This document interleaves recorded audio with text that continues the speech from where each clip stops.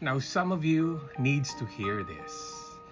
Daniel trusted God when he was thrown into the lion's den, and there were really ferocious lions around him. David trusted God when a giant was staring at him face to face and is ready to kill him. And you know, Shadrach, Meshach, and Abednego, they trusted God when they were thrown into the furnace. So hot.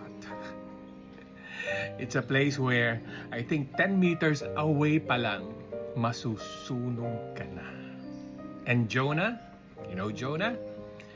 He trusted God when a big whale swallowed him. It's dark, it's quiet, doesn't smell really good, and he knows he's about to die. Ikaw, how are you trusting God today? In the midst of what's going on in your life, siguro, sobrang bigat na ng dala mo. O kaya, sobrang sakit na ang nararamdaman mo. O kaya, talagang sobrang lubha na ng sakit mo at malapit ka na ngang mamatay. Let me ask you that question.